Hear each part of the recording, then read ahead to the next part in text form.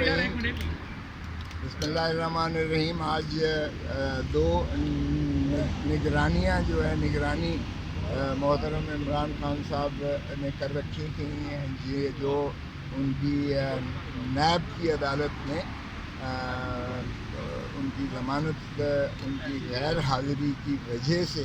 اس کو خارج کر دیا تھا۔ تو ایک تو یہ ہے کہ جب وہ آج ہوئی تو میں نے عرض کیا کہ 6 مقدمات جو اسی نوعیت کے تھے، جو ایڈیشنل سیشن جج اسلام آباد اور جو ہے اینٹی ٹیررسٹ کورٹ جو ہے اسلام آباد میں عدم پیروی کی وجہ سے خارج کی تھیں، آپ نے ان کو ان احکامات کو کالعدم قرار دے کے ان مقدمات 6 مقدمات میں ضمانت کی گرفتاری کو بحال کر دیا ہوا ہے۔ تو اس آج والی یہ دونوں جو نگرانیاں ہیں، یہ چونکہ نیب عدالت سے متعلق تھیں، فرق صرف یہ ہے، اور یہ بھی اسی طرح عدم حاضری میں خارج کی گئی تھی، تو اس لیے وہی ریلیف ہم چاہ رہے ہیں، کیونکہ آپ ہی کی سربراہی میں ڈویژن بینچ نے وہ کالعدم قرار دے کے اور ان کی ضمانت قبل گرفتاری عمران خان صاحب کی بحال کی۔ تو اس پر جو ہے جج صاحب چیف جسٹس صاحب نے پوچھا نیب کے پروسیکیوٹر سے کہ کیا ان کی گرفتاری جو ہے آپ نے ان مقدمات میں، ان 2 مقدمات میں ڈالی ہے؟ تو انہوں نے کہا کہ نہیں، ہم نے ان کی کوئی گرفتاری جو ہے اس تفتیشی افسر نے یا نیب کے چیئرمین نے اس میں کوئی احکامات نہیں کیے اور نہ ہی ان کی گرفتاری جو ہے ڈالی گئی ہے۔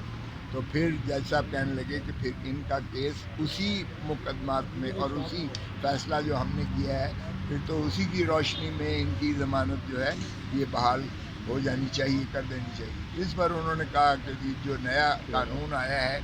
اس میں انہوں نے 30 دن کے اندر جو ہے نگرانی کرنا تھی، اور یہ 30 دن سے چونکہ تجاوز ہو چکے ہیں، اس لیے ان کی یہ زید المیعاد ہے۔ تو ایک تو یہ ہے کہ میں نے عرض کیا کہ یہ شک جس کی یہ حوالہ دے رہے ہیں، جو ترمیمی جو ہے 2023 کے ترمیمی ایکٹ کے ذریعے آیا تھا، یہ اس کا اطلاق ہوتا ہی نہیں ہے، اس لیے کہ یہ ملزم کی اپیل کے بارے میں ہے، اور اگر بری ہو جاتا ہے تو نیب کے پروسیکیوٹر کو جو اپیل کرنا ہے اس حکم کے خلاف، فیصلے کے خلاف یا نگرانی کرنی ہے، اس میں 30 دن ہے۔ یہ ضمانت کے اخراج کے متعلق یہ دفعہ اور شک یہ اس کا نہ تعلق ہے نہ کچھ ہے بہرکیف۔ تو اور پھر میں نے کہا جی یہ تو 30 دن کی بات کرتے ہیں، ان کے ماشاءاللہ جو چہیتے ہیں ان کو تو 9 سال کی بھی میعاد عدالت نے استثناء کر کے محترم نواز شریف صاحب کو دی۔ اور پھر میں نے یہ عرض کیا کہ جی یہ بھی بدقسمتی دیکھیے گا کہ آج یہاں کچھ لوگ some are more equal than the other۔ Nawaz Sharif کے لیے قانون کا اور جو ہے اطلاق کیا جاتا ہے، اور محترم عمران خان صاحب کے لیے قانون اور طریقے سے اس کو جو ہے نافذ کیا جاتا ہے۔ بہرکیف انہوں نے پرسوں کی اس بات کر رکھی ہے کہ یہ چونکہ ایک نئی شک ہے، اس کو ذرا دیکھ لیجئے گا اور ہماری اس میں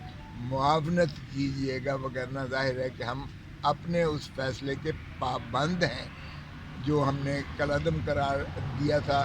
اینٹی ٹیررزم کورٹ کے حکم کو بھی اور ایڈیشنل سیشن جج اسلام آباد کے حکم کو بھی، اور جو ہم نے ضمانتیں بحال کر دی تھی محترم عمران خان صاحب کی 6 مقدمات میں، تو یہ 2 مقدمات جو نیب کے ہیں، وگرنہ ان سے بھی وہی مساوی برتاؤ کیا جائے گا، یہی قانون اور آئین کی منتہا ہے۔ تو اس کو مزید جو دیکھنے کے لیے پرسوں کی تاریخ جو ہے محترم ڈویژن بینچ جس کی سربراہی چیف جسٹس اسلام آباد ہائی کورٹ کر رہے تھے، اس کو فوجی عدالتوں کے حوالے سے ذرا کمنٹ کرتے ہیں۔ سپریم کورٹ نے فیصلہ محفوظ کر لیا ہے۔ دیکھیں، چونکہ میری پہلے ہی پٹیشن تھی، پہلی ہماری دی تھی، محترم چودھری اعتزاز حسن صاحب کی پٹیشن تھی جن کی میں وکالت کر رہا تھا، وہ آج جو ہے آج پائے تکمیل کو پہنچی، جو ہے اس کی سماعت مکمل ہو گئی۔ اس میں اٹارنی جنرل سے جو انہوں نے سوالات کیے، انہوں نے جو ہے 2015 کا جو فیصلہ تھا ڈسٹرکٹ بار ایسوسیشن راولپنڈی بنام وفاق پاکستان 2015 میں رپورٹڈ ججمنٹ ہے، جس میں اے پی ایس کے بعد آرمی پبلک اسکول کے سانحے کے بعد جو آئینی ترامیم کی گئی تھی، آئینی ترمیم 21 کی گئی تھی، اور اس میں سن سیٹ کلوز رکھا تھا کہ 2 سال کے لیے اس کا جو ہے اطلاق ہوگا. اسی کے کورسپونڈنگ یعنی ترامیم کی گئی تھی آرمی ایکٹ میں بھی، اور ترامیم کی گئی تھیں، اور آئین کے اس میں ترمیم کی گئی تھی. تو اس لیے وہ جب ختم ہوا تو پھر 2 سال کے مزید جو ہے 23ویں آئینی ترمیم کی گئی تھی. تو اٹارنی جنرل صاحب کا موقف یہ تھا کہ اس معاملے میں آئینی ترمیم کی ضرورت نہ ہے. چنانچہ جب آرٹیکل 8 کو پڑھا گیا، آرٹیکل 8 کو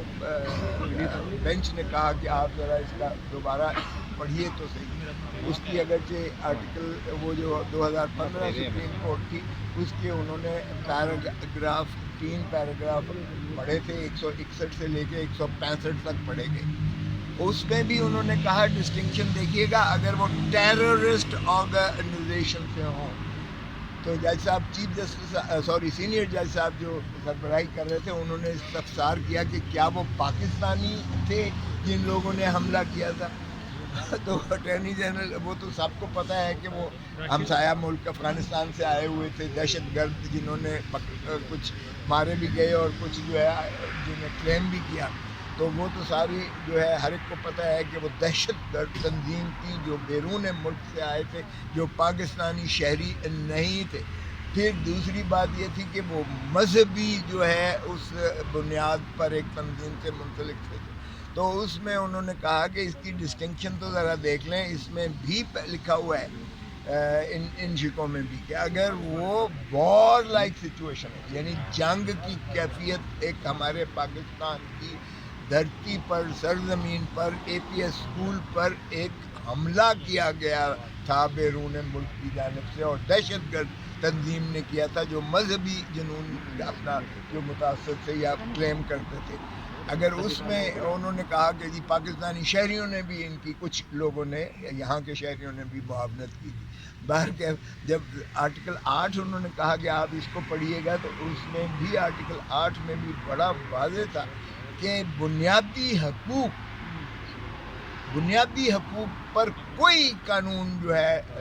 بنایا نہیں جا سکتا اس کے سلب کرنے کے لیے. شہریوں کے بنیادی حقوق کو اتنا تقدس دیا گیا ہے کہ اس پر عام قانون سازی کے ذریعے بھی قدغن نہیں لگایا جا سکتا. تو انہوں نے جب یہ پڑھا تو اٹارنی جنرل صاحب کی وہ دیکھنے والا تھا ان کا، تو بڑا واضح ہو گیا کہ یہ جو ہے بینچ کا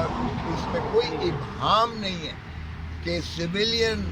کا جو ہے ٹرائل آرمی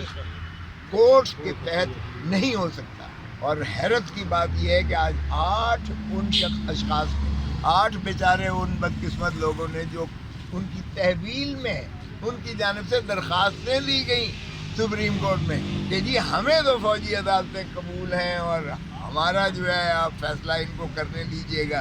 اور پتہ یہ چلا کہ ان کے ساتھ کوئی وعدے وعید کیے گئے ہیں کہ جی اگر آپ کر لیں گے تو آپ کو یا بری کر دیں گے، یا جو آپ گزار چکے ہیں اسی پر آپ کو مخلصی ہو جائے گی. تو اس طرح کے اگر آپ نے جو ہے انصاف کے کرنے، اور اس طرح سے اگر عدالتوں میں آ کر آپ نے یہ دینی ہے، تو قانون بڑا واضح ہے کہ آپ کی کنسنٹ سے بھی آپ کسی کو کنفر نہیں کر سکتے جورسڈکشن، کسی عدالت کو، ادارے کو، یا کسی بھی ملٹری کورٹ کو آپ کی مرضی سے بھی ان کو اختیارات تفویض نہیں کیے جا سکتے. یہ قانون کی بڑی واضح منتہا ہے. ان کو تو سائڈ پہ رکھ دیا چیف جسٹس اپنا بینچ نے. تو اس لیے مجھے کبھی امید ہے انشاءاللہ کہ یہ جو ہے ہماری پٹیشنز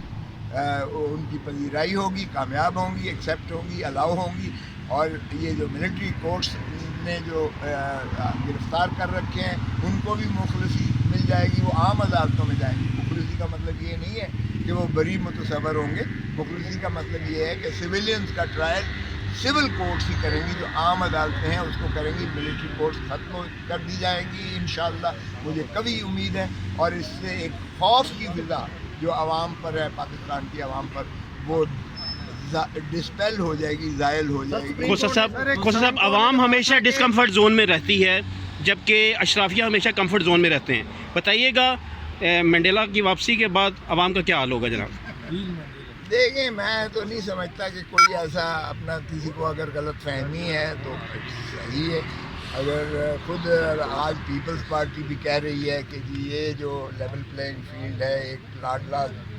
کو اقتدار اس طرح سے اگر لایا جا رہا ہے یا اس طرح سے اس کو مؤخر کیا جا رہا ہے، الیکشن کی ایک شخص کی انتظار کی جا رہی تھی، اور اس طرح سے آپ نے دیکھا کہ ساری ایڈمنسٹریشن نے ان کے جھنڈے بھی لگائے، ان کے لیے لائٹیں بھی لگائی، ان کے لیے جو ہے